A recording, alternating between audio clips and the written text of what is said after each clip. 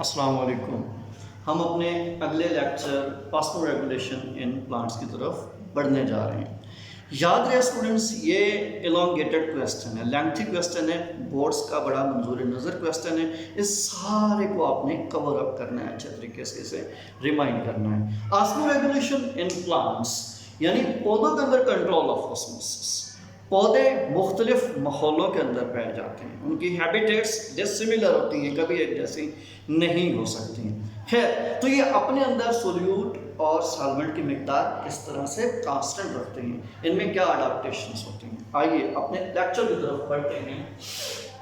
Plants को osmoregulation की बुनियाद पर दो फैक्टर्स के तहत डिवाइड किया जाता है। पहला factor water availability, second one is habitat. तो इन दो फैक्टर्स की बुनियाद पर प्लांट्स तीन कैटेगरीज में रखे गए हैं, तीन क्लासिफिकेशंस हैं। One of that is hydrophyte, second one mesophyte and last one is xerophyte. इन तीन कैटेगरीज में डिवाइड किया गया है। हाइड्रोफाइट्स, ये दो अल्फाज का मजमूआ है, hydro and then phytes. Hydro is related to water, then phytes related to plants. So hydrophytes, plants living in water, plants growing in water। aquatic plants को हम हाइड्रोफाइट के नाम से याद करेंगे। सेकंड इसमें है मेसोफाइट्स। ये भी दो वर्ड्स का मजमूआ है, meso and phytes. Meso means moderate, that means moderate availability of water, दरमियानी दर्जे के पानी का मुयस्सर होना। फाइट स्टैंड्स फॉर प्लांट्स, यानी ये मैदानी इलाकों के पौधे होते हैं जहां पर दरमियानी दर्जे का पानी पाया जाता है। देन जीरोफाइट्स, ये भी दो टर्म से ड्राइव की गई है, जीरो एंड फाइट्स। जीरो ये रिलेट करते हैं स्वेयर ड्राई लैंड कंडीशंस, माहौल की सख्त तरीन हालात।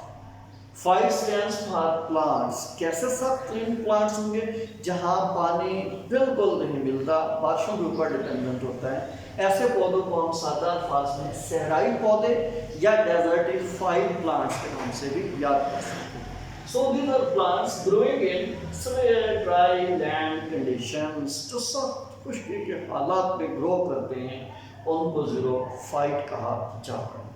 तो आइए हम सबसे पहली कैटेगरी इसमें हाइड्रोफाइट्स की शेयर करते हैं। हाइड्रोफाइट्स डेफिनेशन के तौर पे the plants that grow in water, वो पौधे जो पानी के अंदर उगते हैं। For example hydrilla and vallisneria, these are best examples for hydrophytes. Hydrilla and vallisneria they belong to hydrophyte classifications. तो हाइड्रोफाइट्स जो उनके पानी की ज्यादती के अंदर पाए जाते हैं, ये समुद्रों के अंदर, दरियाओं के अंदर, नदी नालों के अंदर जहाँ पानी बाकसरत पाया जाता है, ये वहाँ पाए जाते हैं। फिर हाइड्रोफाइट्स दो तरह से होते हैं। एक वो पौधा या तो सारा ही पानी के अंदर दबा होगा, पानी के अंदर डूबा हुआ होगा, और दूसरा वो पौधा जो पानी के अंदर जिसके कुछ हिस्से होंगे। अगर पौधा कंप्लीटली वाटर के अंदर हो तो उसे मर्ज्ड प्लांट कहा जाएगा। अगर पौधे के कुछ हिस्से पानी के अंदर होते हैं और कुछ हिस्से पानी के बाहर होते हैं, मसलन जड़ें पानी के अंदर हैं, स्टेम और लीव्स बिल्कुल सूरज के सामने हैं, पानी से बाहर हैं, ऐसे प्लांट्स को सबमर्ज्ड प्लांट्स कहा जाता है।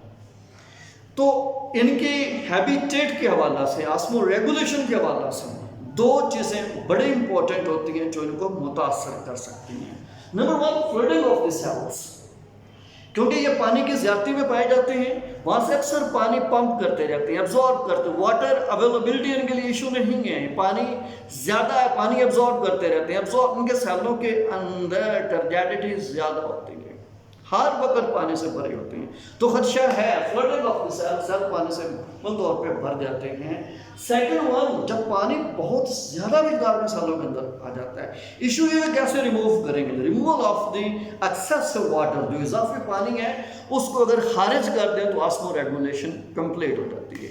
आइए हम देखते हैं कि हाइड्रोफाइट्स में कौन सी अडाप्टेशंस हैं जो उन्हें over or more water availability में रहने के काबिल बना रही हैं। उनमें से सबसे पहली ये है कि इनके पत्तों का सरफेस एरिया बहुत ज़्यादा होता है। सेकंड वन, पत्ते की दो सतहें होती हैं, ऊपर वाली सतह को एपिडर्मिस का अपर एपिडर्मिस कहा जाता है, निचली सतह को लोअर एपिडर्मिस कहते हैं। इनके स्टोमेटा मोस्टली अपर एपिडर्मिस में होती हैं, जबकि लोअर एपिडर्मिस में या तो एब्सेंट होते हैं या फिर माइन्यूट होते हैं।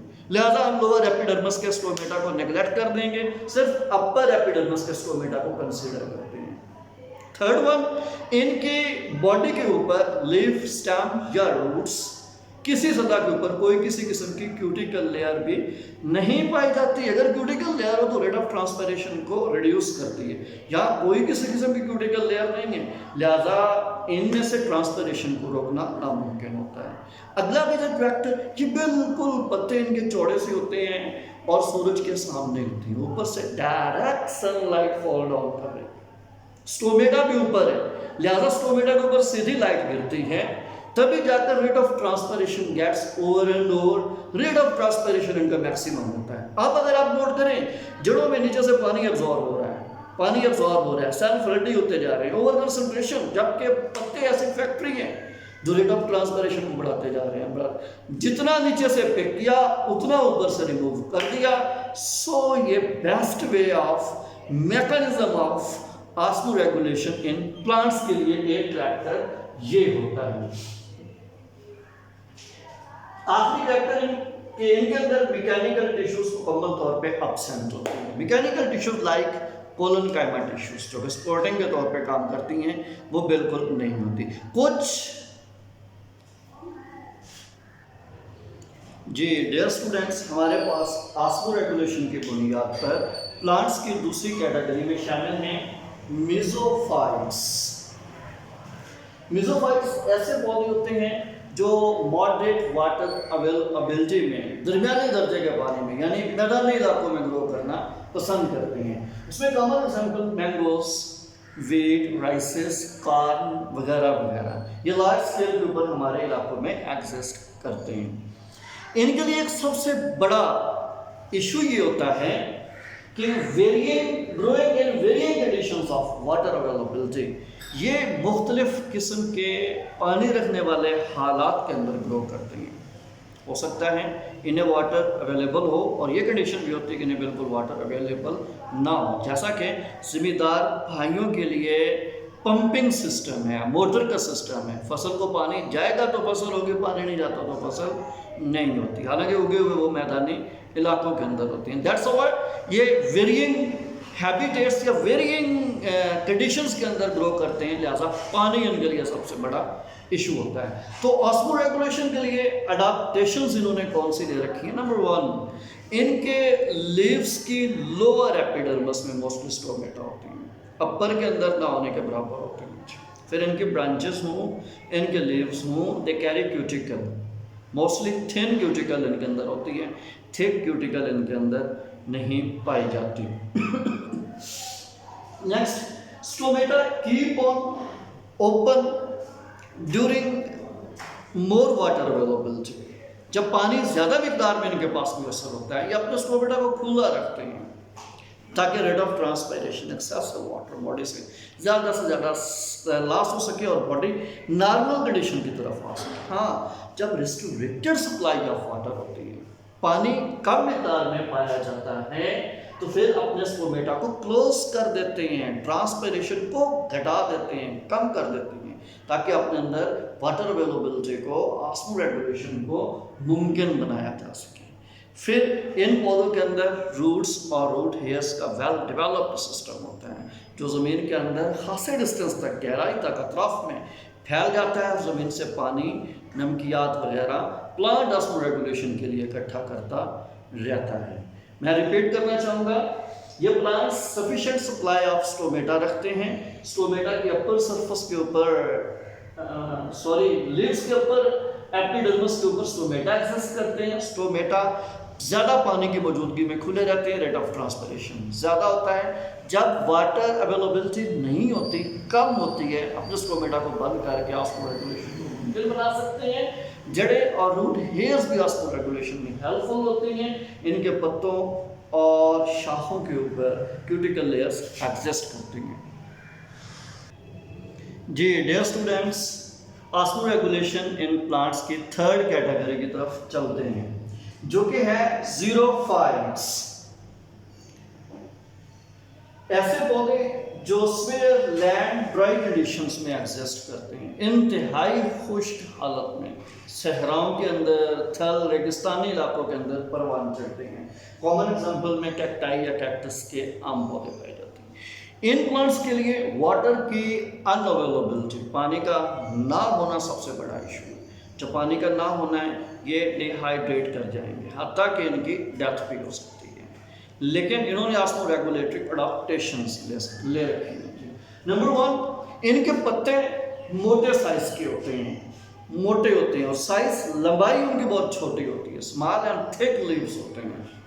फिर उन पत्तों के ऊपर स्पाइन्स, कांटे भी लगे होते हैं, कांटों के ऊपर सनलाइट फॉल डाउन करती है, रिफ्लेक्ट हो जाती है, लिहाजा रेट ऑफ ट्रांसपायरेशन को या सनलाइट को स्कैटर्ड कर दिया जाता है और रेट ऑफ ट्रांसपायरेशन रुक जाती है, कम हो जाती है। जबकि स्मॉल थिक लीव्स की वजह से पत्ते छोटे हैं, तो टोटल इनका वॉल्यूम ज़्यादा नहीं हो पाता। जब वॉल्यूम ज़्यादा नहीं हो पाता, हम कह सकते हैं they can reduce surface area. पत्ते छोटे हैं, बॉडी साइज इनका छोटा है, तो वॉल्यूम को भी पत्तों की सतह के प्रोपोर्शनल होना पड़ता है। थर्ड कैटेगरी, इनके पत्तों स्टेम्स के ऊपर क्यूटिकल एग्जिस्ट करती है। ये क्यूटिकल मोमन थिक, वैक्सी और लेदरी होती है, चमड़े की तरह होती है, वैक्स मोम की तरह ये बनी होती है, और सारे पत्ते की सरफेस को, स्टेम्स को उसने कवर अप कर रखा होता है। इनके स्टोमेटा हमेशा लोअर एपिडर्मिस में होते हैं, अपर एपिडर्मिस में एग्जिस्ट बिल्कुल नहीं करते। फिर लोअर एपिडर्मिस में भी ये लीव्स के अंदर डिप्रेशंस, अंदरूनी उभार होते हैं। जस्ट लाइक से दैट, फर्ज करें आप कि इनकी ये लोअर एपिडर्मिस कुछ इस तरह से हो सकती है, इन लीव्स लाइक दिस, ये ऐसे लीव्स होंगे। आप ये अंदर की तरफ डिप्रेशन दिखलाया गया है,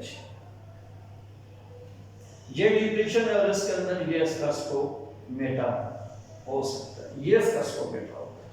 जब ऐसा होता है, डिप्रेशंस के अंदर स्कोमेटा लाई करते हैं अंदर, यूं स्कोमेटा इधर होता है, हवा या ड्राइएस्ट एयर यहाँ बहुत कम जाती है। फिर इसके क्यूटिकल की लेयर भी लगी होती है।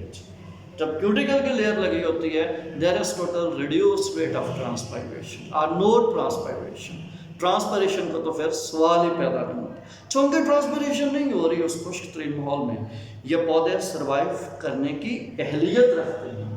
थर्ड वन, इनके पत्ते ड्राइएस्ट कंडीशंस में गिर जाते हैं। जब इंतहाई खुश्क माहौल हो जाता है, पत्तों को ये झाड़ देते हैं, ज़ाया कर देते हैं।